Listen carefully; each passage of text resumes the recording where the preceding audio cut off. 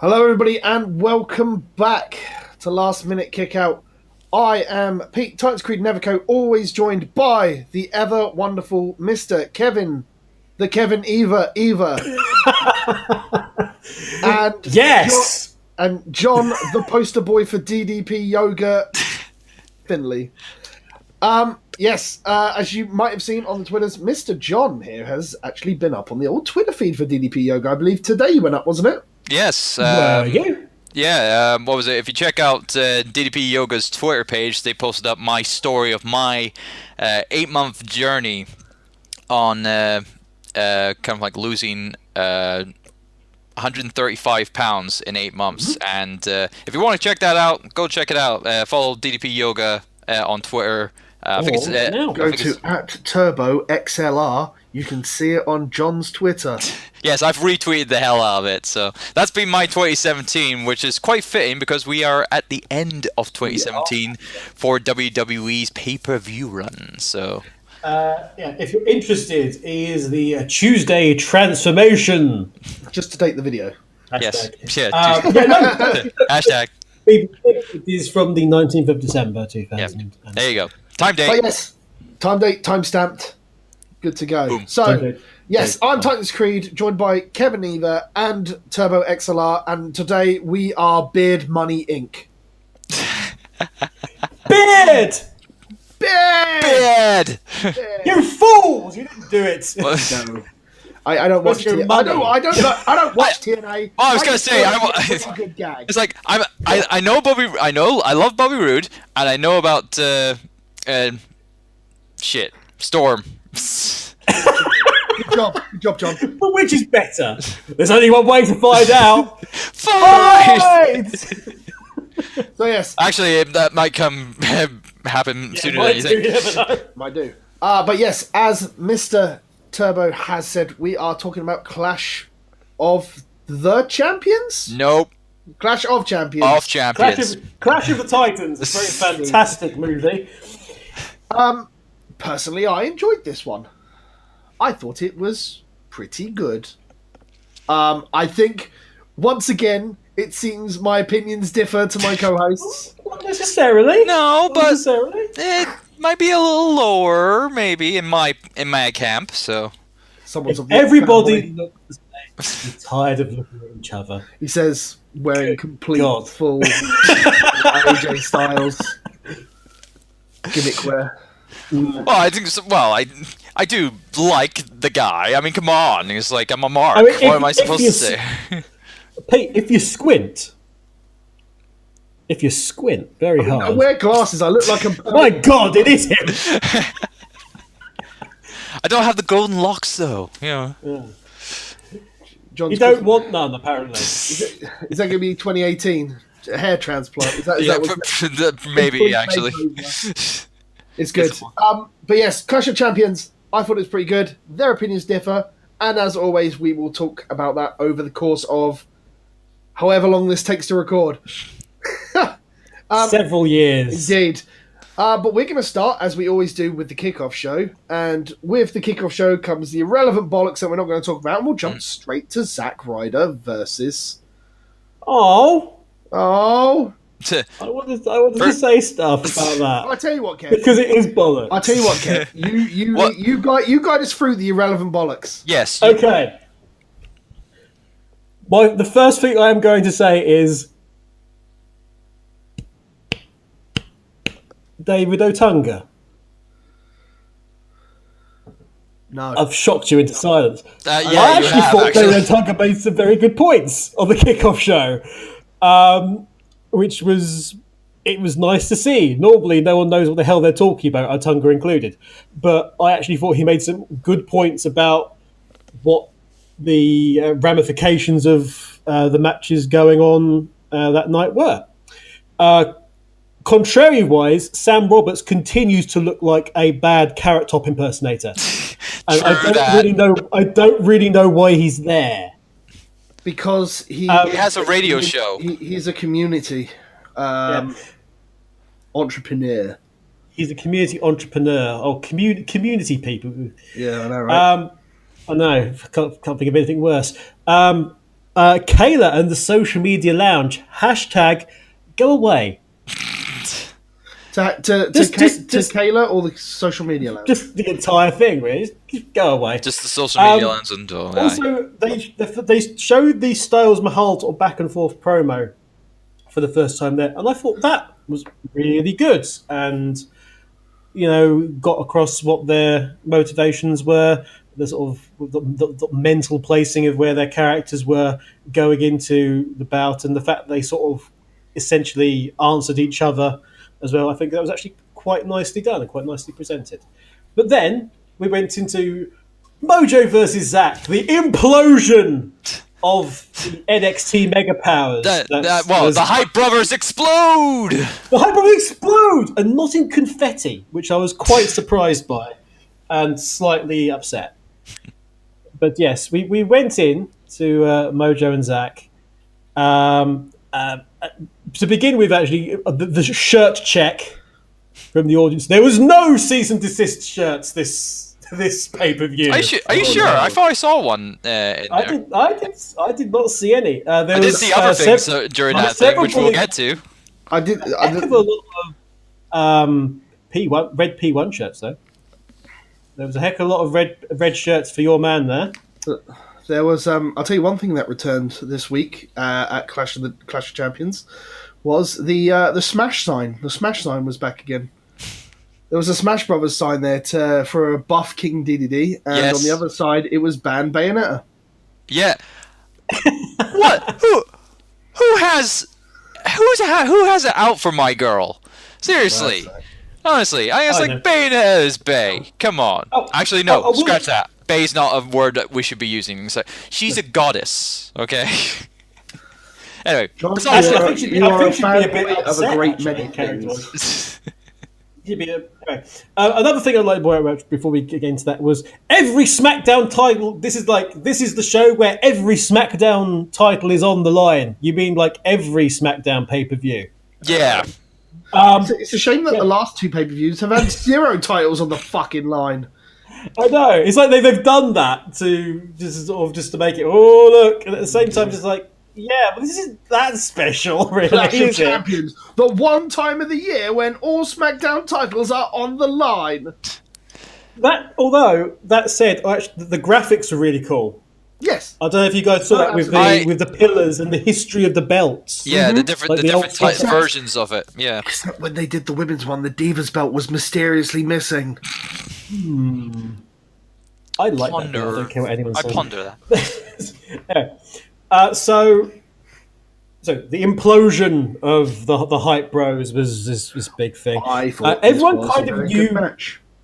Everyone kind of knew going into what the result would be. There was lots of rumor and hearsay about, ironically enough, Mojo's promos on Twitter, because apparently Zack Ryder has never done anything on social media ever. The first WWE Internet Champion. Yeah. Oh no, it's not recognised. It's a shame. Bizarrely a part of his action figures and stuff, but it's not something that WWE recognizes it. Yeah, not officially recognized title. So it was kind of obvious who was going to win because there was lots of stuff in the wrestling press about Mojo's going to get his time finally after winning the Andre the Giant Memorial Battle Royal. Remember that? And nothing happened from it. All the people. Let's be fair. I mean, they did nothing with Cesaro as well in the year that he had it. Big Show had it because, to be fair, the guy's been on the way out of the company for a while, and it's his last big recognition. And for anyone to expect Mojo to do anything with it, Aye. And who was before Mojo? Baron Corbin. We'll get to him. We'll get to him. Corbin did all right out of it, I think. He made a big thing. He's probably had the best run, actually. Because essentially that was his debut of such as well. And that was really well done on that. And that's a good way to a good way to do a debut. But yes, Mojo versus Zack in what I thought was an actually really good kickoff match. It had a lot of logical sense in terms of what was going on. it didn't start that way. No. Because we had Mojo doing his stupid sprint to the ring, which looks dumb, dumb. He is proto warrior. Yeah. There. Like, Yeah. he's like proto renegade, essentially. Oh god, that's a good one. Yeah. Also, I'm not sure why he was dressed as a copy of Crazy Taxi on GameCube, but apparently he was. But it made sense, you know. They were both angry, had chips on the shoulders, something to prove. Zack came out, you know, was on the offences right from the get go. And there was a little bit of back and forth. There was a nasty looking, you know, bump when Zack was ended up being positioned sitting on the top turnbuckle, and basically Mo just was steamed over and shoved him straight off. Yeah, and that he took a real bad spill there. Yeah. Yeah, it was a bad spill. Actually, Zack did very well to control that, considering, and it made sense. Then that sort of led into. It led into a shoulder barge tackle into the barrier, which was again, you know, quite a big blow, and it made sense. Then we went into the break because we need to know about buying Christmas stuff. Came back, Mojo's completely in control. There's a lot of power moves. Mojo's like shoving Zack in the head, like down onto the mat. And there's screaming, "Where's your killer instinct? Where's your killer instinct?" It's on Xbox One. Exactly. To which point Mojo kind of... What? What was that, Pete? The killer instinct joke. All right. Oh. He hated it. Sorry, John. Combo breaker! There was some more trash talking. In the end, Zack just slapped the crap out of Mojo, which was quite funny. Which led into the broski boot. And again, we had some logic there. He backed up for it, looked at the hand, and then just went, you know what, fuck this. I'm not going to do the top. Just went straight in and kicked him in the face, which made sense. And then he took a couple of steps back and he thought, you know what, sorry, I'm going to kick him in the face again. And it just made sense. These guys don't like each other. There's no need for taunts or anything like that. Logic, love it. Mojo saved by being too close to the ropes. And then we had some more logic and callbacks to the history of everything. With Mojo stood in the ropes, the referee backs Zack up. Zack goes, all right. That gives the room for Mojo to get up, hits a chop block to the knee that Zack Ryder injured, and the one that he rehabbed. The injury that took the Hype Bros out of the number one contender spot that they just won. And put Zack on the shelf for months and months and months and months. It was that knee that he struck, and it made perfect sense. Gave him the opportunity. The finish was just Mojo basically sprinting like crazy and then just whack him in the face with an elbow, which frankly looked fine. It was like, okay, he's not getting up from that. Makes sense. There was logic everywhere. Good fight. Good opening. This isn't over, and I not particularly mind that. For a match that's essentially been on the card for 3-4 months now. Oh, it's longer than that.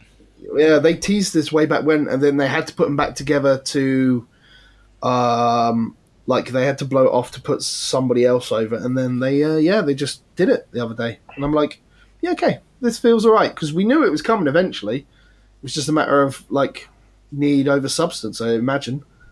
But it'll be interesting to see where it goes. But John, do you want to go for your notes? Well, pretty much Kevin just called it move for move essentially, and what was it? I will add that the promo package that they had for the match was very good. Now, the only downside that I have with this is this could have been good to have on the main show and replace it with another match, which we'll get to eventually. And I wonder what match that was. Yeah, so... By any chance. Yeah, so we will get to that when we get to it. But no, I totally agree with Kev. I did actually like how this went. I knew how it was going to go as well. and it was the right call. And yeah, I totally agree with how Kev put it. So yeah, totally like that match. It was good. Absolutely agree. Pretty decent show. So, On to the main card. main card. What was the first one, John? It was the U.S. title match, the triple threat, with Bobby Roode versus Baron Corbin versus Dolph Ziggler. Yeah. So I thought this was a pretty throwaway match with a pretty surprise ending. I wasn't expecting Ziggler to walk away with the belt, to be completely honest with you. Yep. I totally agree. So I actually was. okay. I mean, I haven't had a chance to be on top of like the dirt sheets. Not For a yeah, couple of not weeks. for any other reason than they really don't want Dolph to leave. Dolph's miserable, has been miserable for ages because of just what he's doing, and they've chucked the US title at him. Well, But they did. Well, here's the thing. They did this before with the IC title. They gave Dolph the IC title when he put his career on the line against The Miz. He got the IC title, and then that was kind of like his little extension. And then it's happening again where they're giving him the title because he's in that miserable part. Seriously, I think he's just gonna leave because if he wanted a title that bad, he would want the world title. He would want another shot at the world title, not any of the mid card stuff. Because he's always boasting about what he's. I honestly think Ziggler and AJ could pull off an absolutely stellar match. Oh, they could. Oh god, that would be lovely. Yeah. But with the two of them, like the two big bumpers. Freaking hell! I think that would actually have the cojones to actually pull. I mean, Ziggler. I hate the way Ziggler's doing his entrance because for some, I don't hate it. I hate the fucking pre-recorded record scratch. I absolutely despise it. Absolutely. But yeah, well, I think that only just came back now. I mean, last week, the week before, he actually came out to his music. He didn't come out to record scratch. So yeah. I don't know why they did it this time around here. Because somebody at WWE remembered what Ziggler's he's supposed to be. Yeah. I don't know. I think you're right, Kev. I think they probably have given him the belt to try and keep him around. But unfortunately, because they don't have... I mean, they don't even have to put the belt on Ziggler at this point. They just have to have him feud and feud well. Ziggler's been absolutely stunning on the mic the last couple of months, ever since, like... I don't know if The Miz put some fire back into him, but ever since the Ziggler-Miz stuff, Ziggler's been really sick on the mic. His in-ring stuff has been pretty damn good. I have to say, it's been really, really enjoyable watching Dolph work recently. And I think Dolph and AJ could just... Because AJ... The way AJ works can put anybody over, as, we'll talk about later as well. But yeah, pretty disappointing match from my point of view. But, the ending threw me. I wasn't expecting it. I was expecting Corbin to lose the belt, but I was expecting it to go on Rude. But I like the way the match finished. There were several spots in it I liked, but overall I thought the match was not brilliant and not something caliber to an opening match, in my opinion. Just going over a couple of things that did happen in the match that that impressed me. Was it Baron Corbin doing his side slam on Bobby Roode? That was really good. Was it the Bobby Roode's blockbuster? I always love that move. Yes. Dolph Ziggler with his famouser, for two. I called Bobby Roode's rock bottom a Uranagi. Everybody's doing that nowadays. Yeah, it's like, I think the commentators have been calling it. It's Uranagi in my notes as well. Yeah. But I like that. I liked Bobby Roode's Uranagi because he did that on TNA a lot, I believe. It's more of a twisting sidearm, isn't it? Yeah, really? He's like taking it around. There's a bit of snap on it. Yeah. Deep Six from Corbin. That's good. The powerbomb superplex spot. with the three of them was good as well. Which is becoming massively overused, and I'm really that's because getting there's sick of obviously seeing. that's because we've been seeing a lot of multi-man matches recently. They That's what they should have recalled this renamed this pay-per-view Clash of Multi-Men. the multi-men. Hey, that should be a new mode in Smash Brothers. That's what I was going to say. It actually felt just like fucking Melee, just all the time. It's like Sakurai, book it. What was it? Bobby Roode hitting a nice counter. Obviously, Dolph Ziggler's kind of like high-end DDT to counter out of Bobby Roode's glorious DDT was good.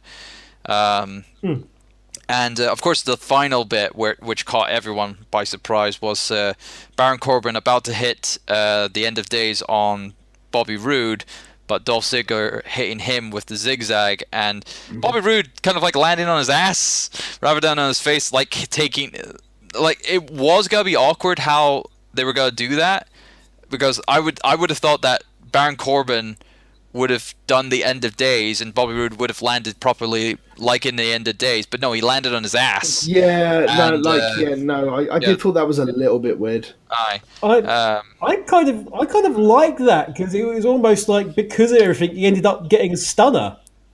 Yeah, you're not wrong, but it would have looked better. Yeah, it would have been looked better because it would have looked like obviously Bobby Roode was hit by the end of days and he was out and he couldn't break up the pin, but because he landed on his ass, it's like he could have broken up the pin. But can I tell you something else that would look better? What's that? If Baron Corbin stops doing that fucking stupid chokeslam backbreaker. Yes, it's fucking ugly to watch. It's so it's so bad. Especially how he did it on the outside, which was him going, and then just like really delicately bring him down. It's so bad. It was so bad. Well, that's what you get. Well, that's what you get for the Atari Jaguar of SmackDown Live. Yes, that sign. That sign. Oh yes. Yeah.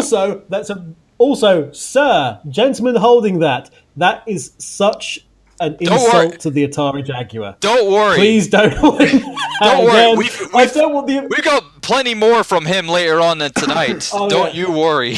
I saw that, and I knew he put other signs up, but it was just a case of nothing's going to top that for me. But please don't bring the Atari Jaguar into this. It's suffered enough than being associated with Baron Corbin. Yeah. But of course, later on, Baron Corbin had his little promo of him being a pissy ant. On the fact that he lost his title. But of course he took the pin. Like, he doesn't have any excuse. It's like he ate the pin to lose his title belt. So Baron Corbin, the only person in the universe who can't kick out of a zigzag. What world we live in, eh? Yeah, I know, right? No, because Del Rio. Yeah. So yeah, Kev, whatever what happened do to you him? He's somewhere. Okay. I don't know. First few things I've got are the Atari sign, the comical Rickles scratch is tedious. One thing I was going to say, from a distance, I am sure that the angled Tron, it sort of goes like that and then that. Oh, what, the big rounded thing? From a distance, I'm sure that's really helpful. Up close, like when the wrestlers do their entrance, when they've got text on there that goes across the whole thing, that's not really helpful. I'm not sure who this Ayudi person is that came up on IOODI, basically. Don't be mean, he's just Ood. Or Booby. Or Booby Rude. L'Oreal as well.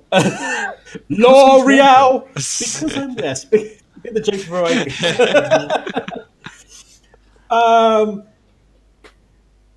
When Corbin was in the ring, the wrestling was very different. Is what I will say. When it was Rude and Ziggler, it was fast. It was really tight stuff. Really tight wrestling. Do you think their work was a little better than their singles match a couple of months ago? Yeah. Yeah. I would It's- I would have to say it was better than what their singles match was, because it suffers we from criticized big that. guy syndrome. It suffers from big guy syndrome. Yeah. Yeah. There was lots of counters, which I guess played off of the fact that they're now sort of more familiar with each other. Multiple attempts at the super kick were blocked. Zigzags was blocked. Gloriously, he was blocked on a couple of occasions. But just give him the big six as his finisher. Or deep six, you mean? The big six. What did I say? You said big Big six. six. Not Big Hero Big 6. six. That's a song. The deep six. Seriously, the crowd was kind of into that and thought it might be the end. And were almost disappointed actually when it wasn't. There was a lot of boos because it was like I think it was This is more still booing going the on. Deep six still wasn't. The deep six was still not that effective. It's so much better. He looked like he half killed Rude of it. Just do that for the love of God. Other than that, I like you. I dig the blockbuster when it's pulled out. I think it's really nice and effective. I've just written at one point when Corbin is back. Oh dear.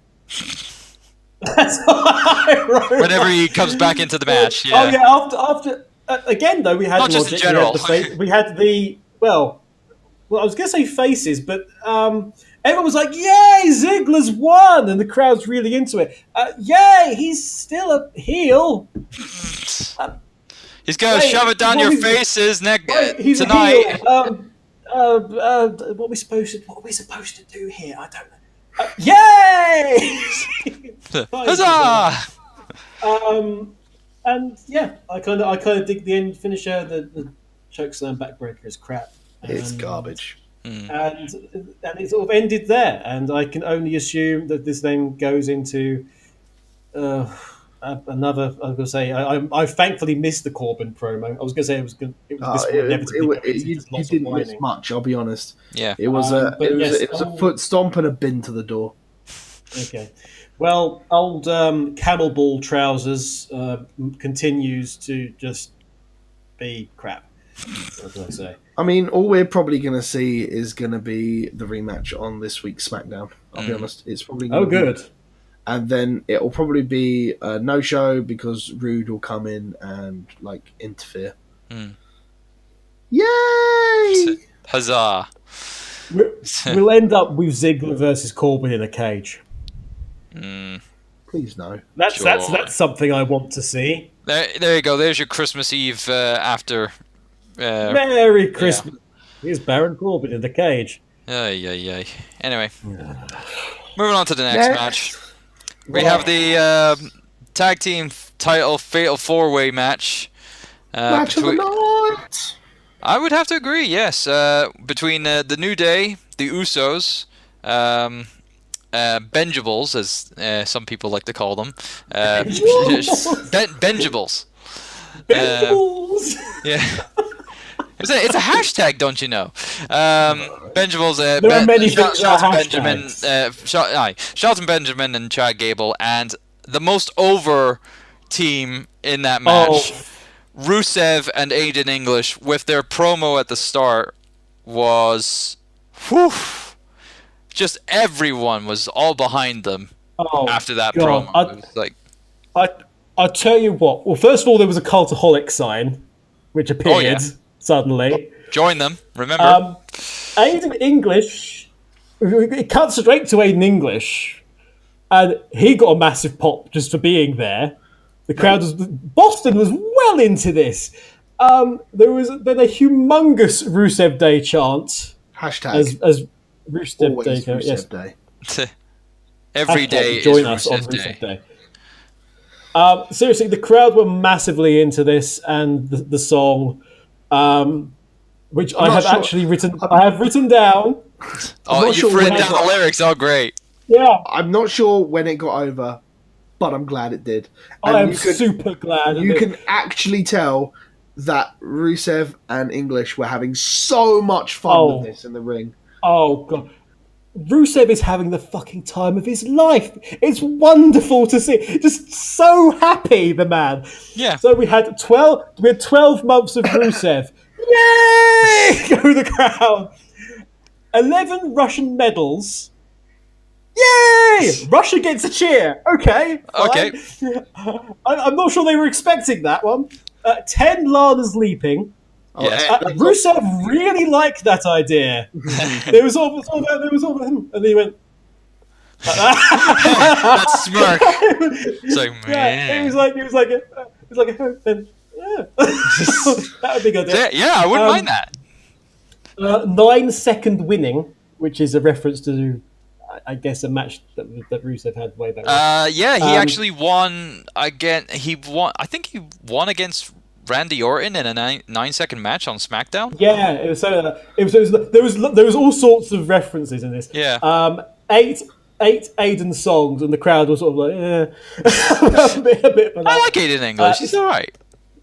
7 boards are breaking. Matchka boards. No. Next one, 6 Matchka kicks. Yeah! Everyone was up for the match of kicks. Rusev's like, yeah! No, see, Rusev was like bouncing. I go, yeah, we're doing this. 5 octave keys, which didn't make much sense. Well, it's tenor. It was singing, but 4 of the lads. 3. I know. Yeah. There's a group of them. Called, Yeah. 3 unhindered genders, which I legitimately just cracked at that point. 3 unhindered genders, 2 Rusev shirts, and a tag team title victory. Yeah. At which point there was a massive Rusev Day chant. Yep. Rusev is having the time of his life without his wife. English asks if everyone wants an encore. Everyone wanted it. Deafening. It's deafening, yes.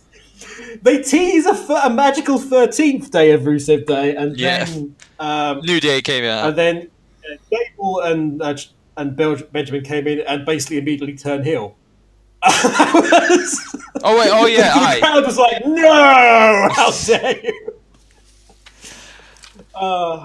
But then afterwards we had, what was it? New Day made their entrance, and what was it? Corey Graves got so heated about fucking pancakes. What's wrong with Corey Graves? Got so heated about Big E and the pancakes and everything that he talked over New Day's intro. Yeah. And Saxton told him to shut up, and it was wonderful. It was like bizarro commentary. Oh boy! And even Tom was like, Saxton just told you to shut up. It's like, yeah, see if he tries it again. Oh, wonderful. But then the Usos then came out to do their promo and managed to blow themselves up actually by just yelling. Yeah. Just as well it was the 4x4. And then we get into the match itself, which I thought was actually really interesting on a concept point of view, because there was 4 teams, 4 people are league at the same time. Yeah, it was a bit. I don't know if that's happened at all in WWE. Like, what's that? It was like a tornado fatal 4-way. And it was interesting because the heel and face teams just didn't go at it. In fact, the heel teams went at it and the face teams went at it. Yeah, because normally in that scenario, it's like it would only be 2 people from one team, or like from 2 people from 2 teams in the ring, and then anyone can tag in whenever and whatnot. The biggest problem with this match is the problem that stems with most of the evening, and unfortunately the commentators are to blame for this as well. Nobody understood the rules properly. Yeah, there's no clarification, which is a common problem. Yeah, it is. And the commentators even specifically said during every match where the rules were so ambiguous that they didn't know what was going on and they didn't know the rules, which, is also going to lead to viewer confusion. Yeah. because we had that problem with the flag match stipulation in the Don't past. mention the flag match. Poor Rusev. And we've had what was it? That day was not Rusev Day. And we had what was it? I think things were a little confusing with another tag match one time. It was either earlier this year or last year, but yeah, it can be detrimental for the pleasure of watching the match happening if it's not clarified what's what are the rules in that match, because it'll just take you out of the moment and whatnot. So. And as far as I'm aware, the biggest problem that this match had that wasn't clarified was that it was a no disqualification match. Well, it's a fatal four-way. Fatal four-ways are always no disqualification. But nobody led to that, and the fact it was a no disqualification match meant that Xavier could interfere at any point, and he didn't. And it's just like, I know they're meant to be like. Well, they're faces. Well, they're more faces than tweeners right now. They are more faces than tweeners, but the thing has always been that Xavier would interfere for the good of the team regardless, like to get them a win, and he just didn't. He was always like trying to get Big E up to get involved in the match when he could have done it himself. That aspect didn't make sense. But like as a no DQ match, they could have done quite a lot more. I mean, bringing weapons into the match would have taken away from the match, possibly. Yeah, I'm glad they didn't. Considering that you've got, I don't know, two. The Usos are in a weird place where they're over as heels. English and Rusev are over as heels. The New Day are faces, and Benjamin and Gable are just in a weird place right now where they're trying to be heels, but they're still good guys. So it's just like everybody's in that in-between spot. So using weapons made no sense anyway. But there was nothing to say they couldn't do, and maybe they should have done if everybody was gagging for the titles as much as that they were. And if they're trying to push Benjamin and Gable to that point where they want to try and make them more bad guys in this situation, then maybe they should have, instead of trying to be the whole collegiate champions again. I don't know. Overall, it was a good match. I'm not gonna fault it for what it was, but the ambiguity of everything does bring it down a peg. All right. Well, Kev, continue with that. Yeah, I did like the fact that they essentially split off into two pairs on like either side of the ring, and whilst they were sort of doing stuff, they were reacting to what was happening with the other pair.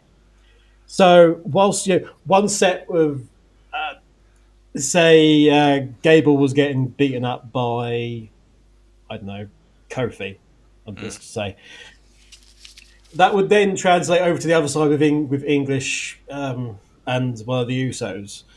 And whilst those pairs continued and basically had their own individual matches between themselves and everything, there was still the point where there were team ups between the two pairs who were in the ascendants at the time, and there was instances of I can see. I mean, Rusev stops a pin at one point.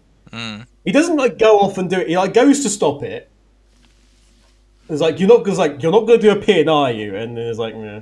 And then Gable, I think, was one who did the pin, and he just came and just stopped him. Just didn't do that much. Didn't even do that hard. He and it was just like he just went, and then turned around. There was a lot of sort of awareness, and it was tense. There were times when they both sort of stopped and looked at each other, like, "Are you going to do something?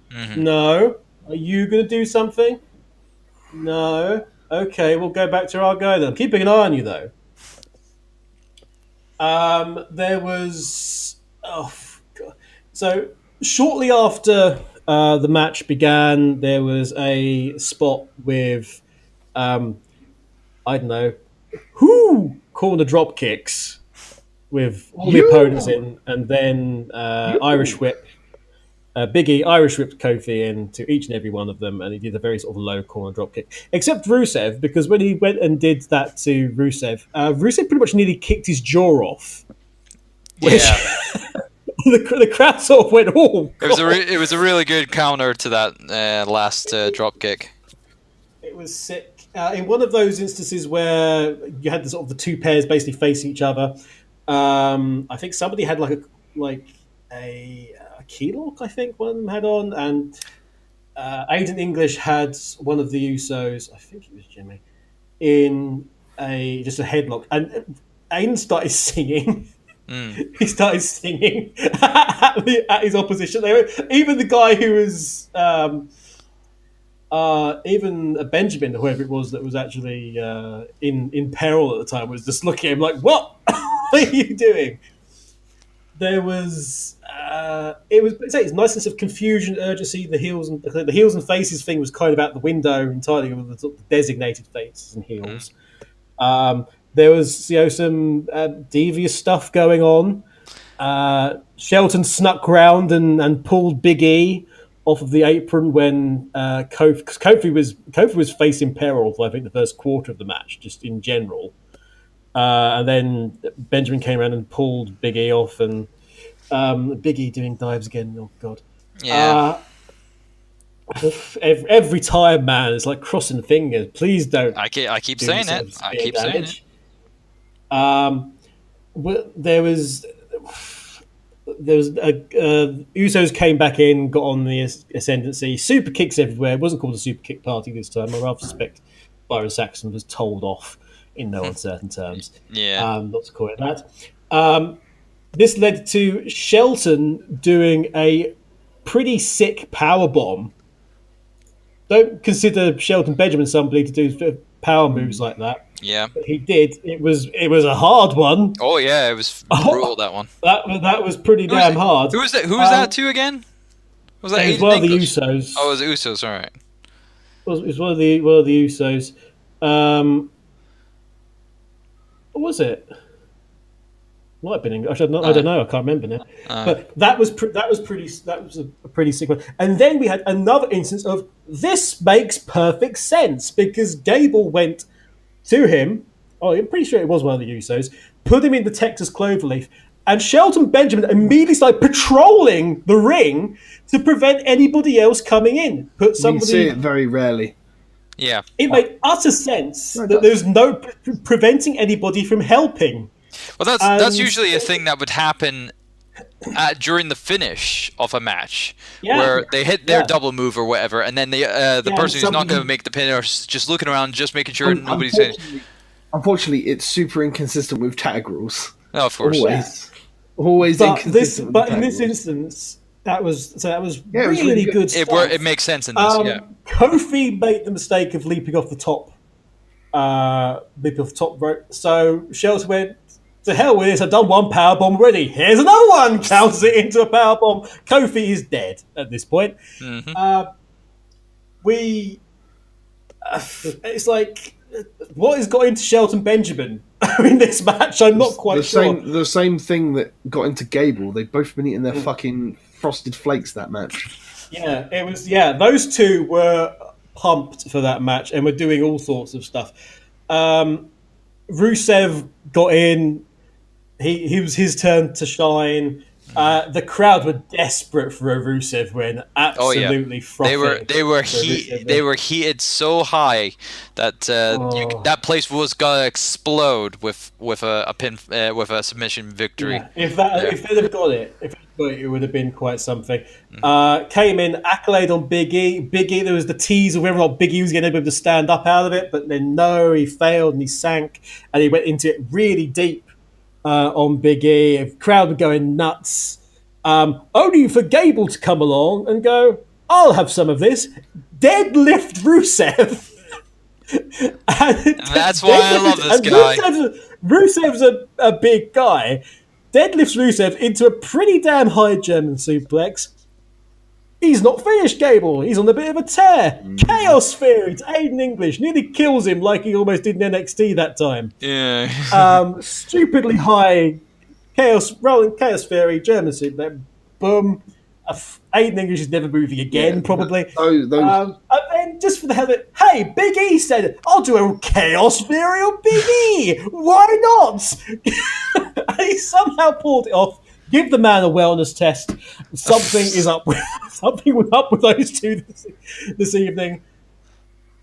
Oh, I have no idea. It all ends up with Jimmy coming in, couple of super kicks, Jay with the Uso splash, Yeah. pin for the 1, 2, 3. that Lots of cheers. The finish. Wait, he's a heel as well. Damn it! It was the finish where he tagged in his brother and just went, just finish it. And he just left. I just like the fact he tagged him in and just left him. Just I went, hell with this.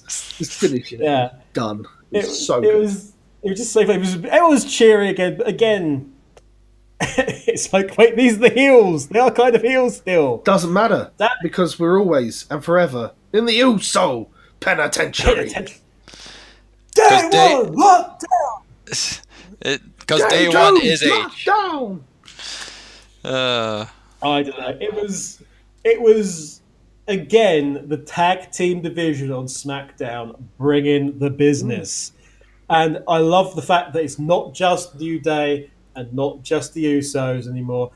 Those two other teams were well on it, and like I say, I have no idea what they put in the water that they gave Benjamin and Gable. Well, they were in Boston, so it's like, yeah. It was tea. It was very, very old tea. Yeah. Dug some of it up. Gave it to them. Guys, any other aspects of that? Because there was a lot of little highlights here and there, but dude, you hit most the majority of my notes right on the head. Most notably was obviously Chad Gable's overall performance again being absolutely fantastic, and of course how massive Rusev was during that entire match was absolutely mind-blowing. There was a brief moment that I thought they were going to put the titles on Rusev. I thought they were going to do it too, but no, they just want to keep it on Usos. Which is not a bad thing. No, it's not. It's just gonna build to the next obviously title change for in the division. And now we've got the Bludgeon Brothers coming into it as well. Yeah, we'll get to them. We'll get to that. Anyway. One other thing was when he actually did hit the match to kick. And the roof came off the place, basically. Oh, yeah. So we're all in agreement it was the match of the night that night. Absolutely. Unquestionably. Just give me a DVD of just all the SmackDown tag matches, please. It's been on pay-per-view this year. WWE tag matching 2017 edition. 2017 Get it now from WWEshop.com. There were no 2016 and back editions because we forgot what the tag team division was. Yeah. But it's a thing again, and the love of God, don't interfere with WWE. So, moving on? Yes. Or you got your... No. Take it away, John. Take it away. Alright, cool. Next match was the women's titles match. They call it a lumberjack match, but it's really a lumberjill match because it's all females. Between Charlotte Flair and Natalya. And I loved this for its stupidity. Yeah. Well, first of all, the lumberjacks got entrances. Why? It's like each lumberjack got their own entrance. Normally, lumberjacks don't get that kind of like attention. They just all come in at the same time. Because they were padding for time. Oh, yeah, they were padding for time, all right. I don't know why. Also, it made sense because in this instance, you actually had factions. Yeah. Within the... You had 3 factions. We had the pro Charlotte faction, which was known as Naomi. Yep. Who incidentally was wearing a deck chair. I'm not sure what's going on there. And you had the the Riot. The Riot Squad. Riot Squad. I couldn't remember the group. No, without any original music whatsoever. Just Ruby Riot's theme. Just Ruby Riot's theme, yeah. Hey, why not? And then the welcoming committee. And then you had the welcoming committee / everybody else. Because there was a welcoming committee before there ever was a Riot Squad. Yeah, why not? Also, there was the suggestion from one of the commentators that 2 Paws should be a lumberjack, and I'm down for this idea. Get Natty's cat out there as a lumberjack. Yeah. Why not? Put the title on it. It'll be more entertaining than Natalia. I'll give you that much now. 2 Paws turns face. Anyway. Takes money in the bank. I was not a fan of this match. No, I can totally agree with this because how it worked out was like obviously Natalia being the heel a lot. She was using the lumberjacks a lot in this match, and it just got very boring. It was like there was a lot of kind of like there wasn't really much cohesion. I'm still of the between conviction that Charlotte does not a good face make. I'm Well, sorry. of course, that too. Yeah, I mean, because when we think of the Flairs, especially Ric Flair, and it's like we recognize him more as a heel than a face, and we only like him now because he's in his old days. He's now out of that kind of like character now. He's no longer this bad guy. He's this good guy. It's the same with William Regal on NXT. All of his career, he's always been this massive heel, and we recognize him for that. But now he's out of competition. We love him just for being him, for being that character and whatnot. Yeah. We love him And that because shouldn't he be the is case. an old- Yeah, so it shouldn't be the case of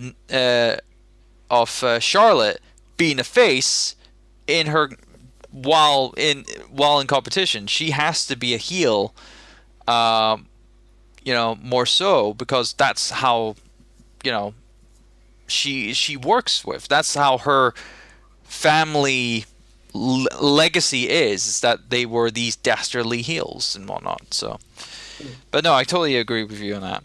But no, it's just there was so much chaos, and it was very one-sided. There was like 6 heels and 1 face in the Lumberjacks, which was completely I one-sided. thought it was hilarious. It's ridiculous it was because hilarious. because Everyone Naomi hates was on the Charlotte. other side of the blooming ring. On the road. Yeah, it's like it was ridiculous. So funny. And there's really wasn't much notable stuff that I kind of like spotted. I mean, the only thing that I could obviously that was about to happen was Carmelo was tempting a cash-in. It's the only thing notable that happened in the match, and I mean, it's doing what she should have been doing for the longest time, Yeah. and being notable with the briefcase. Mhm. She should have been doing that for like months now, and being, as I said, I've mentioned this before. She should have been being a credible threat with that fucking thing. Mm-hmm. Mm-hmm. I But like she- what they were she- when was the teasing last with time? that before. When was the last time she actually wrestled Um, on a TV taping? Other than Survivor Series this year, I don't think she's TV been. tape. Yeah, I was gonna say I don't think she has done one for a number of months on SmackDown itself. So Probably on some dark matches, maybe, but that'll be about it. There was some stuff in there. There was some stuff in there. well, I'll say this. Obviously, you got Natty with her sharpshooter, which is always good. And then the Charlotte moonsault into the crowd. She needs to clean it up a bit, a little bit. She used to be alright with it. It's just she does the odd one that's really super dodgy sometimes, and it's just, And that was one of them that night. But yeah, at the end, obviously there was a really good kind of like counter from Natty's sharpshooter to the figure 8 to kind of like finish off the match there. But no, Kev, what do you have for your notes there? I know that the throwing. I would like to reference what I said in the Survivor Series. Actually, is that Natalia is smart. I know it was kind of like, oh, she keeps throwing her out. Makes perfect sense. Why put in any effort when there's 6 people out there who are who would quite happily beat the crap out of your opponent for you. Make perfect sense. The the fact that it was kind of a boring match. It was not the best match by any stretch of imagination that Charlotte and Natalia have had. But I liked it for its kind of stupidness. The fact that the two were fighting over the right to kick Charlotte. That You gotta was really fight funny. for your That was right. really funny. The Rise were coming pulling off Carmella. It's like, I want to hit her. It's like, it doesn't say much about the champion either. It's like the face seems like the entire division wants to just beat the crap out of her, and she's the face champion. If they're literally queuing up, doesn't say much about Charlotte. Midway through the match, went over the top rope and landed on Ruby Riott hard. I missed that. Down for a little bit after that. I wasn't particularly selling. I mean, she's a tough girl, but ooh. There was then there's like a bit of a schmoz, and Naomi just went fuck it. I just came off the top rope onto everybody, just to remind everyone that she was there. The Lumberjacks and pulled Charlotte out of the and then we had the tease of the cash in. Riot Squad putting a stop to that, which I thought was interesting, because there's no reason for them to do that. It's happening on Charlotte. I like to raise something that would be a very unpopular opinion. I do not think Charlotte is that good. I think that's going to be a very unpopular opinion. That's going to be a very unpopular. True. I think she is very cookie cutter. I think she is very sloppy. And I think that certainly as a face, she does not, as we've already said, she does not work. But her I can definitely agree with you, because the work rate she had with Sasha is reflective on that. Because as you saw with her kind of like matches with Sasha Banks back last year, there was moments where she was not that great at working with. Anyway, the last good match of Charlotte's I saw was the NXT match that she had with Natty, ironically enough. Yeah. Wow, that's years ago now. Yes, that's a long time ago. I have yet to see. Charlotte pulled out the moonsault because everyone loves doing the moonsault. The moonsault's crap, and it's basically she doesn't actually. If you look at it, she doesn't even really hit anybody. No, she just basically does. Not in that one, anyway. I'm sure. Yeah, she basically did a back somersault. At which point, it was aimed for the big girl, and Tamina, thankfully, was able to step forward and caught her. Also, Ruby Riott got clobbered again in that. Oh, she got it rough that night. So Ruby Riott did the right thing professionally, went to catch her as well, basically got the full weight of Tamina and Charlotte crashing into her, which wasn't very nice. I really hated the finish because Charlotte had the just crap beaten out of her, and then she went all Super Cena. And it was like, but oh yeah, now she's got the figure out, and she's perfectly fine. And, I can agree. I can agree on that. What the hell? She's been absolutely, she's been had a gang beating her up for the best part of 10, 12 minutes. Do you want to be in their gang? Their gang.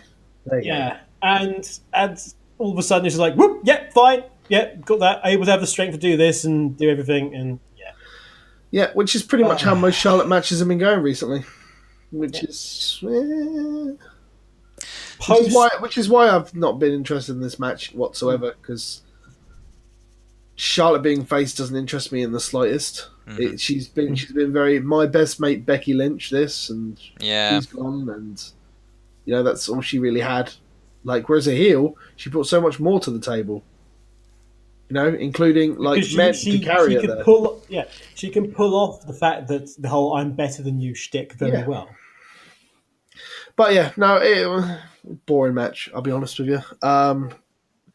Which leads us into a match which No. Not yet. Post match, they made the thing that always goes well. They stuck a microphone in front of Natalia, By your best which friend. always goes well. Your best In friend. the same sense that the Black Death went well. Yeah. And she said that fans turned their back on her, and she's going to turn her back on the fans. And they try to channel a bit of the Brett and Owen, heel promo stuff into her language. Yeah, but the crying, the uncomfortable crying. Yeah, but it was sort of weird because it was like boo. It's like you're turning your back on us, boo. It's like she's already. Yeah. She's already. Why are we supposed to? Oh, why was she turning heel on being a heel? It's make no freaking sense. It's a terrible promo as usual. Yeah, and of course the jury is up for that. A lot of people are interpreting that promo as Natalya Scubby leaving WWE soon. So, but apparently it's not. No. Apparently it's not. Anyway. Doing something. Moving on from that onto a match which came out of nowhere, like literally just advertised on last week's SmackDown, and into an obvious squash match. It was very obvious who was going to win that. Yeah, Breezango versus the Bludgeon Brothers. This is the match. I felt like I blinked and I missed it. Is my feelings on this match. You essentially probably did, because I didn't even think it lasted even 2 minutes. This is the match that I thought should have been on the kickoff show, and this should have been swapped with. I get what you're saying. Because with the Mojo Zack fight on the pre-show, that had a lot of build and had a really good promo package that could have easily come on to the main show, but this, Bludgeon Brothers, Breezango, was an afterthought essentially.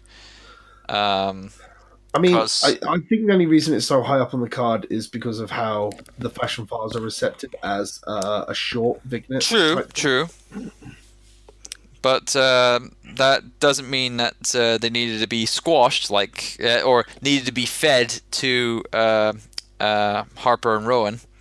No, they would have had to have been fed eventually to them anyway, but they just didn't end the Fashion Files story. How, in fact, I shouldn't be calling them Harper and Rowan. I should be calling them Luke Bludgeon and Eric Bludgeon. Bludgeon. Yeah. It has to be the brothers Bludgeon. Yeah. Like Mario and Luigi Man. Yes. They used the Fashion Files as a way to get these guys back into it, and then they had nothing to do with it except for what they used essentially to say, but it's these guys. You've had the clues. It's these guys. And then they were like, you need to face them. And they're like, okay. And then squashed. So unless they're going to do some sort of follow-up thing where they just get squashed again, but unfortunately it's the very obvious thing of new tag team. They've had the first PPV. And they're just going to rough shot in through that division, which eventually will lead to them getting the titles. Before they do, they will squash the Ascension. The Ascension will come out. It's going to be defend the honor. Revenge to Breezango of all things. Remember Breezango had a title shot early this year? Yeah, no. On pay-per-view. I know. Remember that? Yeah. What's going to happen is on the next couple of SmackDowns, we're going to have Ascension as a tag team versus the Bludgeon Brothers, and they get squashed. And then the Ascension will go one-on-one with the Bludgeon Brothers for the next 2 weeks after that. And eventually they'll work out that their friends, the Breezango, will then go on to defend their honor after the Ascension are dead and buried at the Royal Rumble. And that's the way that's going to go. At which point they will come into the title picture. Yeah. They need to be built up as a legitimate, okay, this is a problem if they actually want it's titles. All right. I'm waiting for the Royal Rumble to have its third gimmick match announced, and there will be 3 kinds of Royal Rumbles over the space of the evening. Team Rumble. We'll have a tag team Royal Rumble. Because which has happened before. That's happened before. Yeah, it has happened before. Yeah, but it hasn't happened for a while. Yeah, but still, it has happened. It's not going to be a first. Wait, but this is WWE, so no, it hasn't happened before. If it hasn't happened for the last 10 years, it's never happened. Yeah, Yeah. I know, right? Yeah, well, it's all right because that pay-per-view is going to be fucking horrible with like firsts for the Women's Royal Rumble, which is probably also not a first as well. Spoilers if you haven't watched Raw this week. Yeah. I was going to say the promo that they had after that match, fuck the crowd with their Watts. It's like, Yeah. we know you don't like this generic kind of like we are evil kind of like promo and whatnot, but just don't fucking Watt the promo. It's like just boo consistently. That's better. It could have been, yeah, but what's over boo isn't. It could have been worse if they really hated it. We would have heard them chant for CM Punk. But perhaps Boo needs to go away onto the independent circuit for a while, build up his reputation. He can come back, become NXT champion for a couple of months, and then move up to the main roster again when it's ready. That's what happened. That's what happened to Holy Shit, and This Is Awesome. We now hear that every week, regardless of what happens. Previous shows we've discussed One Fall. Yeah. One Fall, and how that went on the indie scene. I didn't like it. I didn't like it. Apparently, Vince doesn't like it either. Vince is an old man that doesn't like a great many things. When he does like something, it's the wrong bloody thing. Yeah, I was right though. They're trying to move through the announcements quickly to prevent the crowd from doing one. Well, part of the problem of it being on WWE was the male, and I do apologize because I don't know his name, the male SmackDown announcer. Yeah, because he always paused for it because he worked on the indie scene, and that's why he knows. And he worked with the crowd. Yeah, shocking. Hence, it was a better atmosphere. Therefore, it must be shut down and stamped on. How dare WWE fans have fun? My notes on this are very brief. Oh yeah. So was the match. Unsurprisingly, there was a glorious bit in the opening, which I'll get to, which has nothing to do with the wrestling at all, but the actual production of the show. All I've written down is Harper's dyed his beard, and this makes me sad. Rowan now has grey in his beard, and this makes me feel confused. It's like, why are you trying that? That's Harper's thing. Everyone knows Harper's got scraggly and grey, dye his beard. Make no bloody sense. My next note is Harper deserves better than this, and it makes me sad. Rowan kind of sucks, but it's actually pretty creative when they just ignore him. If you actually ever saw guys at home, if you ever saw any of the promo video vignettes that went out on his Twitter account that I guess he made because no one else did, the alone ones where it's like him and he's burying the sheet mask, or he's making the new sheet mask. There was all stuff that he's done and trying to do something, and that was actually quite creative. As a wrestler, as he's clearly got actually some creative talent there in terms of promos and stuff. Speaking of which, the end promo, I thought Rowan delivered that really well, considering, and Harper really didn't look like he wanted to be there for that promo at all. No. Not with that crowd, anyway. Yeah, but anyway, Rowan is also stuck with that, and that made me sad, says my notes. The best bit of the match, though, was nothing to do with any of it. The best bit of the match, because I was watching this earlier, and I actually put the closed captions on. Oh, God. Because I was trying to catch some of the word and some of the moves that were going on. I thought I put the closed captions on. I'll get to do that a little bit easier. They went and did the throwaway to our announced teams throughout the world job, where we did all the things, and stuff happened. And the closed captions said in square bracket, different languages, which is fair enough. Yeah. But for some reason, then they went ... languages ? It's just like different languages. What? Maybe we're not sure. It was like the closed caption weren't sure if like French was a language. What? What? Oh, what? So what? It's like French was like, is this food? Yeah, it was just funny. It was just completely out of nowhere. There was like, okay, there's different languages being spoken. Then It's like maybe it was supposed to be bile. ... Who knows? But it was just really funny. But completely inadvertently. And then the match happened, and that was very sad. Indeed. Let's move on then. Speaking of matches with easily knowable endings, we move on to Kevin Owens and Sami Zayn against Randy Orton and Shinsuke Nakamura with two refs. Two fucking refs. Not only was this a first, it was also another bloody match the commentators didn't know what the fuck was going on. Yeah. Oh, this was a good one. Here comes the ref. Here comes the ref. Yeah. Ref. So yeah, the storyline obviously is that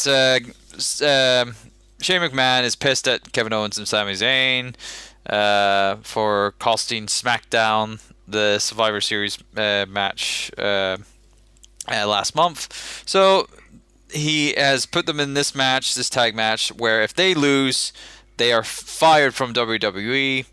Which we all know instantly becomes translatable to, this guy's not losing this match. Yeah. So or they're showing up on Raw the very next night because John Cena.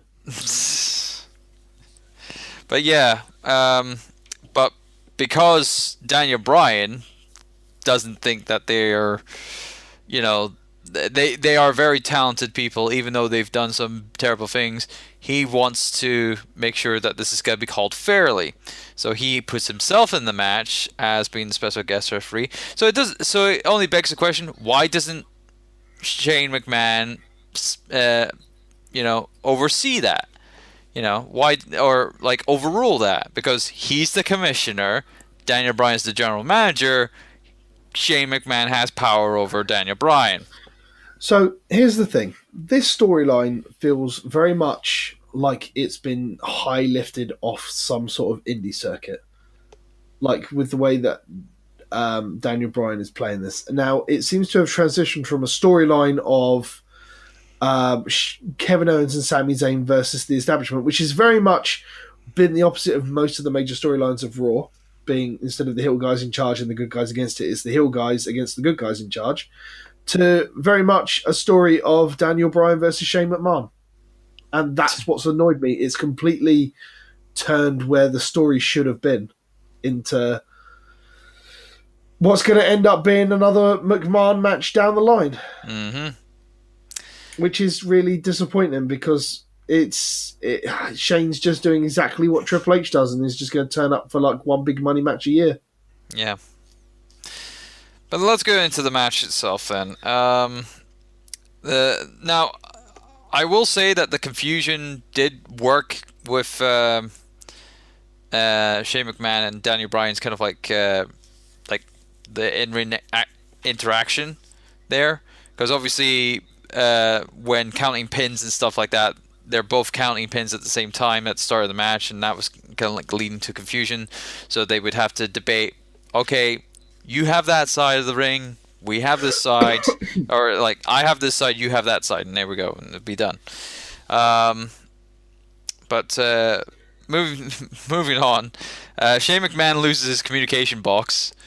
I put down here, or whatever he had his like his earpiece. He completely loses that. So he's lost communication to the guys in the back. What is it? A couple of notable. Crowd was totally split as well. Like people wanting, Randy Orton or Shinsuke Nakamura. Other people were Kevin Owens and Sami Zayn. So,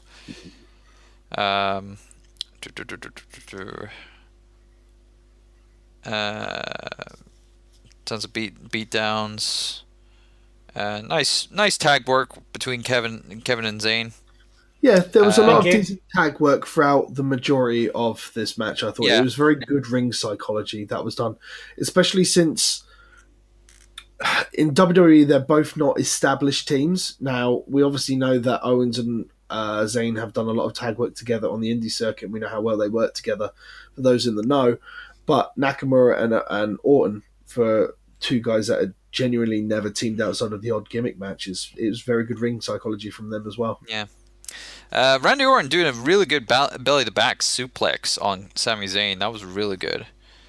And Shinsuke Nakamura being very vicious with his knees. I love that. Shane McMahon was very adamant to get that free count on Kevin Owens. He was like, every time he'd get a 2 count, he would just be like, because you could see it, obviously that's the case, and it's like he wants them gone, so badly.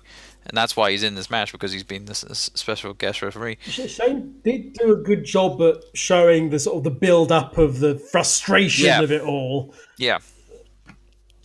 Shinsuke Nakamura putting Kevin Owens into a triangle choke. Daniel Bryan then counting Shinsuke's shoulders down for a 2 count, and he has a conversation, like an argument with Shane McMahon, and Shane McMahon's going on, triangle. It's like it was hilarious. It was just why you do that? Shoulders are down. It's like triangle. Then Brian just looking at him like, it's like triangle. Shoulders were down. Triangle. Like that's somehow the answer to everything. Triangle. It's like try beam. Brian's look at Shane just like, what you're right. Triangle. Yeah. Sami Zayn's Blue Thunder Bomb, I always love. Just Sami Zayn's Blue Thunder Bomb, I love it every time I see it. What was it? Kevin Owens with a senton, or tried. Kevin Owens' senton was countered by Shinsuke Nakamura with his knees up. Sometimes I really worry about Kevin Owens and his back. Sometimes. Well, Nakamura regretted that. Instantly regretted that. What was I didn't notice Nakamura's kind of like, was he wincing after that? Nakamura was like, my knees. Afterwards. And that's why that's why neither of them moved off of that. No. Neither of them moved off of that. Kerry Owens did this thing where he like grabbed, like just with like 2 fingers and his thumb, grabbed Nakamura's boot. Like, I'll stop you getting away. And Nakamura like kicked his hand off. Like, what the hell are you doing? What was it?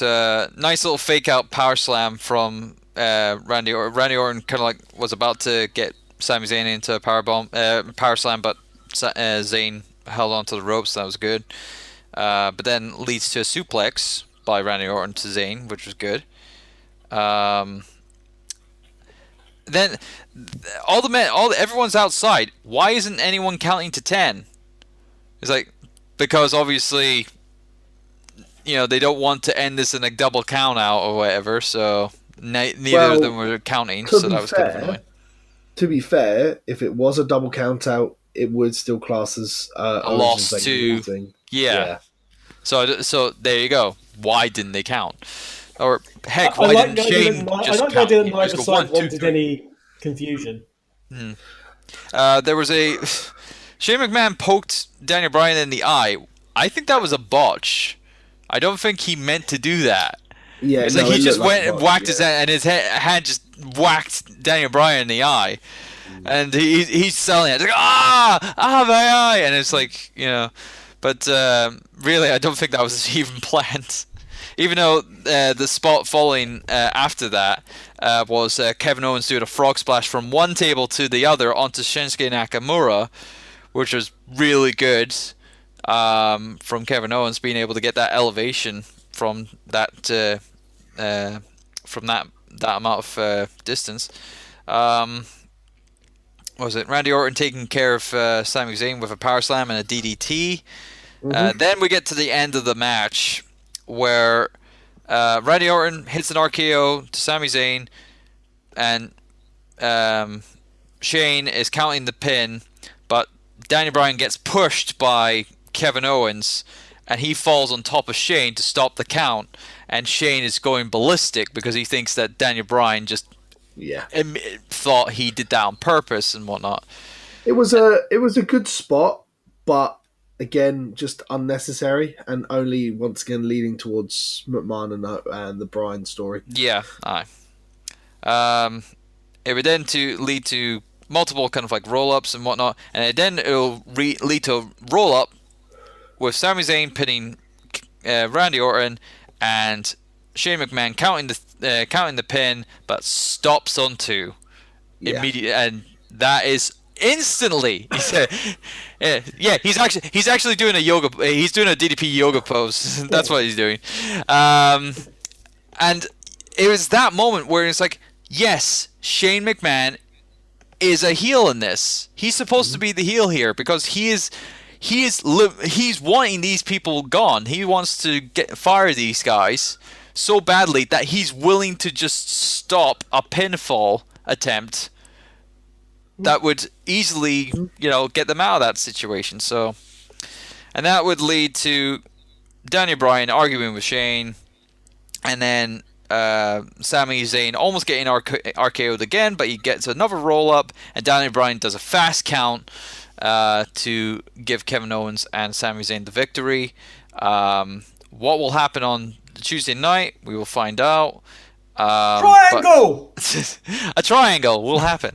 A triangle will form between Kevin Owens, Sami Zayn, and Daniel Bryan. That's what's going to happen. No. And everyone's confused whether or not, is Daniel Bryan heel? Did he turn heel? No one's turned anywhere.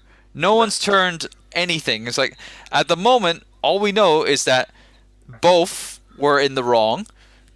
Shane McMahon should have counted the 3, but he didn't. And Daniel Bryan did that fast count, so equally, everyone's in the wrong. So, I mean, I have a feeling what we're going to see is, while I'm looking forward to SmackDown off the back of this, just to see how the storytelling is being made, I have a feeling what we're going to see is Shane is just going to send Bryan home for the day, for the event at the very beginning of the show, and then you're just going to see him just put Owens and Zayn in some sort of thing, or Owens and Zayn will come back and say they've some sort of contract that with Bryan, like off the back of that match, that says that Shane can't fire them. Or reverse that decision, or whatever. No, they can't reverse the decision, but it'll be some sort of contract that says that it cannot be an unfair ruling that means that they get pinned, so they get fired. They'll Xerox Big Show's ironclad guarantee. Yeah. But this will probably lead into like more torment of Owens and Zayn for a while, and it'll lead which will eventually lead into Bryan's and McMahon at some point. Yeah. Overall, the match was enjoyable. It's just a shame that we knew the outcome of the match going into it, because in terms of storytelling, it was just a shame. Yeah. Kevin? Yeah, there were definitely some highlights. I love the sort of the breakdown in the communications between them. I actually quite liked how it worked out, actually, with the two refs, funnily enough. I thought this is going to be an absolute mess and disaster. I like the fact that, they set up from the beginning that they weren't in sync. Bryan was getting down for the pins quicker. Yeah, that was a thing. They were both counting. They're counting out of sync, and they knew this, and they were saying, why are you doing this quick? And Bryan was going, well, I'm just there quicker than you. And it's like, no, we need to do this, whatever. I also like how that then played out into the middle portion of the match, after they'd sort of done like the imaginary line down the middle, line in the sand. This is my side. This is your side. With it then becoming into, okay, I need to take care of my opponent, but I want to get on this side of the ring. That played in very well, I thought, actually, and it became an actual psychological thing in the match that that specifically Owens uses specifically, and that he needs to make sure that he was over on Brian's side because then he'll get a fair crack of the whip. And he was complaining to Brian all the way through. It was like a school kid tattling on. Like, Yeah. have you seen what he did? Do you see what he did? That was the proper free, Brian. That was a proper free, Brian. He was going, which was quite funny. Cocky Sami Zayn is an absolute delight. Cocky arsehole Sami Zayn coming out, swaggering along. Yeah, really into himself. Was great. Orton has got so much hair now; it looks weird. Yeah, it is weird. I I only just noticed that. I don't know why he's growing it out. It's weird. Has he got another Marine film or something? I hope to God not. Marine 7.5. Weird. But Orton's leaving for like 2 months as well. Might be a surprise baddie in the new Marine film. Ooh. I know, he's going to go out there and take out Miz whilst he's filming. I hope not. I hope. And then mysteriously replace him. I hope Miz literally buries Orton. I'm so sick of that boring bastard. Any last? Actually, I'd be okay with that actually happening because then we'd get Miz back. Yay! Any last words on the match? Sorry. Going back to Zayn taunts. When Brian and Shane were arguing, Zayn yelling out, "What is this amateur hour? This is a joke," and the pair of them, and then hitting Orton in the corner, yelling, "You want to try and take my job?" was great. And also Sammy again, actually, when he was in the elevated DDT, reaching down for Orton's knee pad, reaching for the rope, doing anything that he could with his one free arm to try and prevent the elevated DDT. He was like trying to push on the back of Orton's knee. He was absolutely. Everyone normally just sort of sits there. Yeah. And it just waits for it to happen. Sammy was actually trying desperately anything to do something about it. And it was really nice to see. Other than that, it was a match. The expected happened.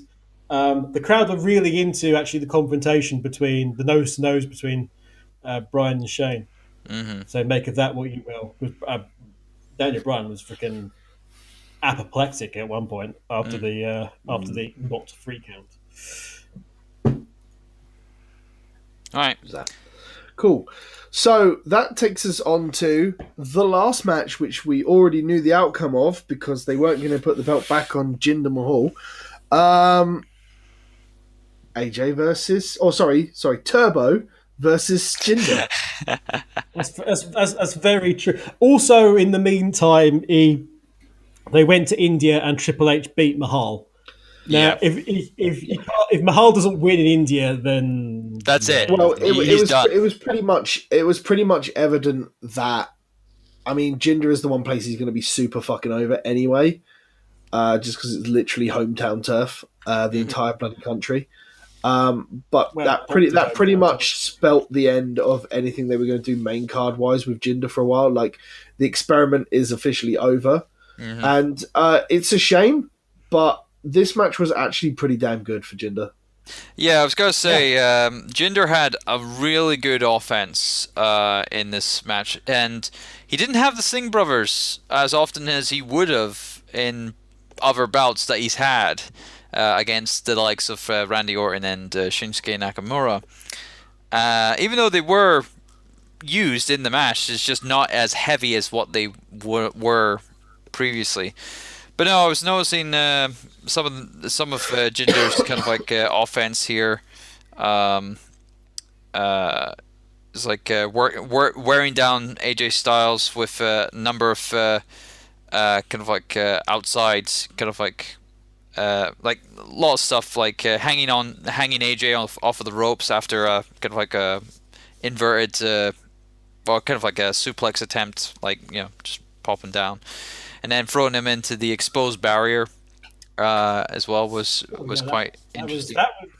That was actually different. Yeah, I don't think we've seen that. No, I don't think they usually do expose the the matted barriers They at all. have been doing a lot more with the barriers. Yeah. They have been doing a lot more with the barriers of late, and they've been quite close to being open, essentially. Yeah. I have this note here, and it's like AJ taking so much punishment. God, man, stop taking these bumps. It's like that's every AJ Styles. Every match. AJ Styles match, he keeps doing it. I did miss it. Did he do the backdrop into fucking heaven and the quick switch? I didn't see him do it this match. I don't think he did do it, but I was more notably taking like the back bumps he was doing on the bloomin' announcer table, and whatnot. And I'm thinking, Jesus, stop taking those bumps, because those are or Jinder, stop putting them into those bloomin' positions. Then Jinder Mahal was working on AJ Styles like back and ribs by putting him in the body scissors, which was quite ingenious. AJ obviously fighting back. Busts out a very, very good drop kick right on Jinder's chin.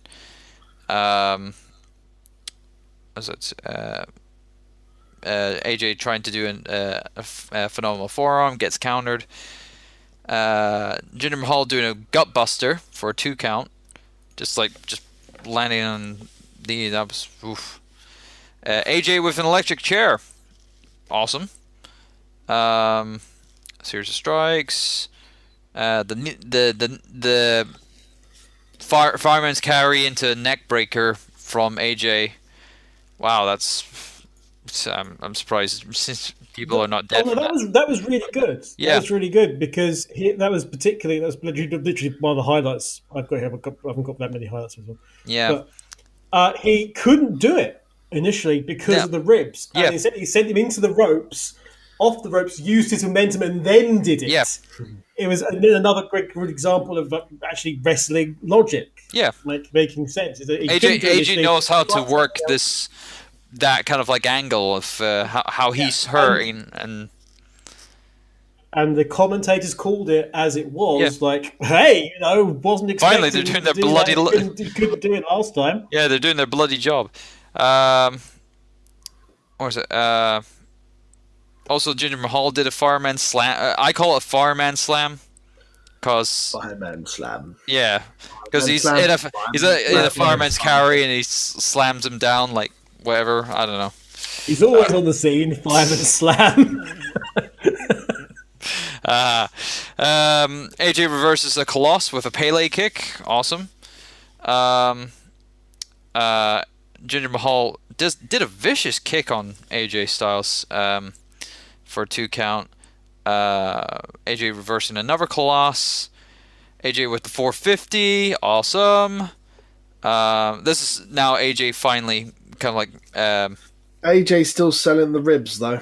Yeah, he's still selling the ribs. After the 450, the Sings try to interfere by trying to get Jinder out.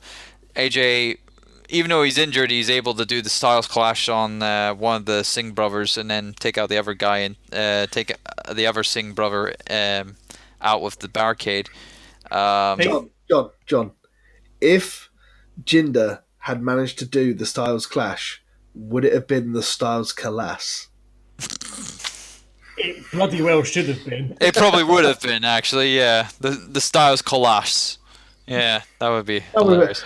That would have been hilarious. But no, it kind of leads to that where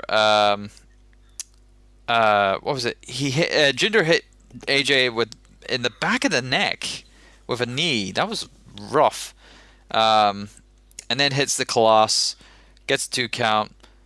Then of course Jinder tried to do the Styles Clash.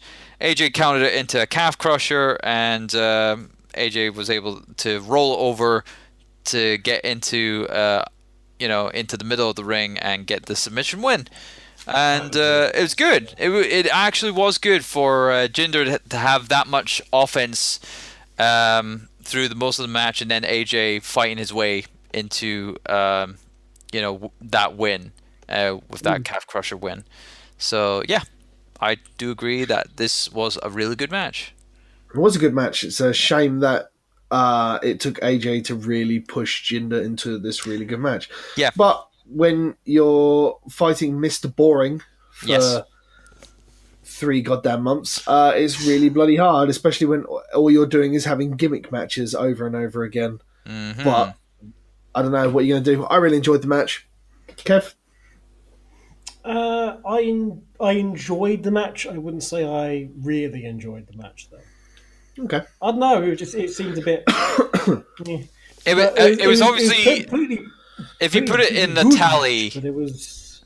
If you put it in a tally, it's probably like it was the match that was like the middle match in terms of like best to worst and whatnot. It's like your best one was the tag match, your worst one was the, I don't know, like the triple threat or the squash match, and then you got the title match here in the middle. I'd say that was very good. But again, I did think it was a very good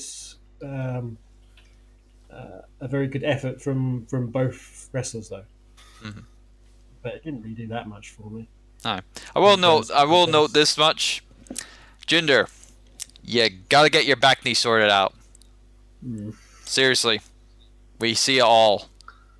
We see all and we know all. Yes. Okay. So, pay-per-view thoughts in general, Mr. John Turbo. I think overall it was okay. It could have been a bit better. There was a couple of matches, obviously, that were not that great, but in terms to the last I think this is not as strong as the last SmackDown pay-per-view. I think. What was the last SmackDown pay-per-view? I think that wasn't Hell in a Cell, was it? Yeah, I think it was Hell in a Cell. Probably was, yeah. Yeah, I think Hell in a Cell was much stronger. I think. Let's have a look. Marks out of 10? I am going to give Clash of Champions a 6. It's got to be slightly lower than what I gave Hell in a Cell for, because it's like some of the mid stuff, especially that squash match, really brought it down. I really didn't think that needed to be there, but I did like the Kevin Owens tag match. I really liked the Fatal 4-Way tag match, but the women's match and the US title match and the squash match really let it down for me. So, yeah. What was your mark? Sorry, 6. A 6. And you were right, by the way. If you include War Games, Hell in a Cell was the last SmackDown pay-per-view, and it was 4 pay-per-views ago. If you include War Games. Yeah. So, Mr. Kevin, thoughts and mark out of 10. Yes. I agree with Turbo for the most part there. Something about these SmackDown pay-per-views in that there seems to be some really, really good matches, and then there's like one match on there that shouldn't even be on the pay-per-view, but is purely there just to go, oh look, there's somebody. And then there's like one match which is and one match which is just bowling shoe ugly. There are a few botches here and there. Well, I didn't mention actually was in the within the women's match where Natty tried to Natty was supposed to clothesline Charlotte over the top rope. It didn't exactly work, and Charlotte ended up sort of sitting on her ass in the corner. I totally forgot about and that. Wasn't sure what she was supposed to do at that point. Instead of covering it, she just sort of sat there. And then she was like, "Should I roll out?" And she turned away, and Natty gave her the idea by kicking her really hard in the back. Like, yes, that was pretty horrible. Don't make this look crap. I'm going to give it a 6.5. Ooh, we only believe in whole numbers here, Kevin. Whole numbers. Round we up only believe round in down. whole numbers here. 6, round up never. Round down. Rather, I think 5 since the first episode. 6.5 it is. Look, argue for whole numbers it from appears this over there. Look. See, 6.5. It says so. Boo you and your editing magic. Boo, boo. Look, you're now a dog. There we go. There's... Actually, can you change that with a dog with my hand say over there?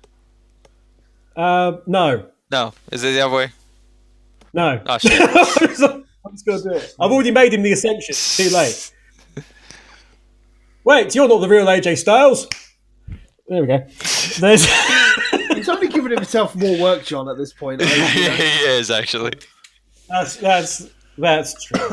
You're no Charlotte. There's. Have I told you you're not a very good wrestler, Pete? It's not a very popular opinion, don't worry. Okay. Cool. Brilliant stuff. So, in a shock twist, I disagree with both of you.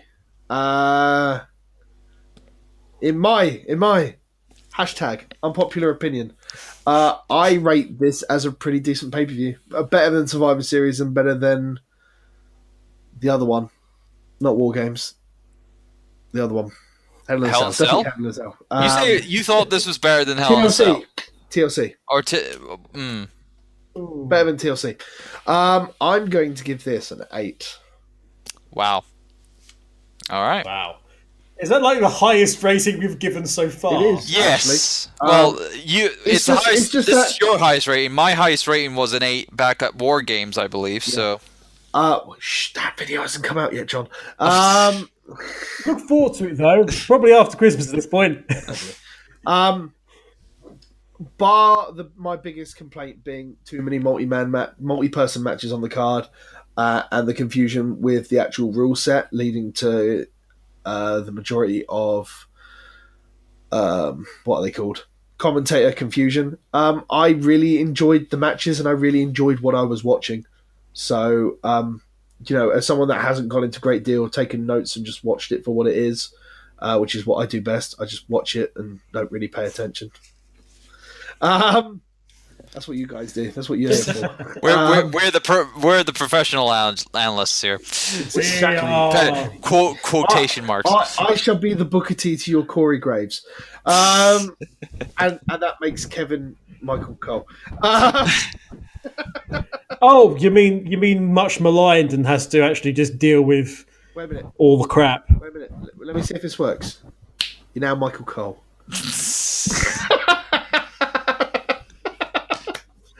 Anyway, yes, I give it an 8, a 6 and a 6.5 from the lovely co-hosts. The next one we will be recording will be Royal Rumble. We have got War Games in the bag, but it's Christmas time, work on the plate for all of us, and just editing just gets on top of all of us sometimes. So we'll be back to record next time for the Royal Rumble, which is the next pay-per-view, and hopefully, with a bit of luck and time, Mr. Kevin Eva will have War Games. At some point. Between now and the Rumble. If not, then it's something that's in the vault that may come back at some time. But yes, I think with Royal Rumble coming up, that means there's another NXT takeover coming as well, John? Mm-hmm. Yes, there will be a takeover at Philadelphia the night before Royal Rumble. So brilliant stuff. Cool. Another weekend of wrestling awaits. In the meantime, guys. Yes. Hey, what does everybody want?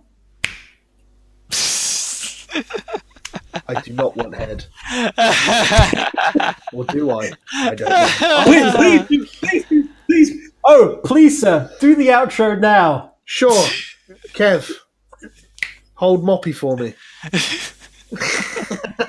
Moppy's dead, man! Leave the memories alone. I know. Thank you very much for watching, ladies and gentlemen. If you'd like to watch us on the social media, then I'm sure Mr. Kevin Eva will put it all in the boxes below us, since it's magic clickbait time.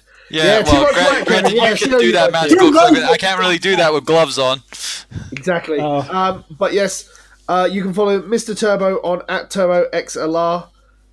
You can follow Mr. Kevin on @TheKevinEva. You can follow me at Titans Creed, as you can see just below our names.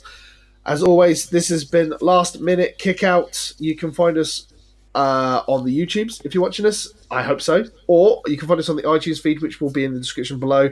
Thank you very much for watching / listening, and we'll see you next time.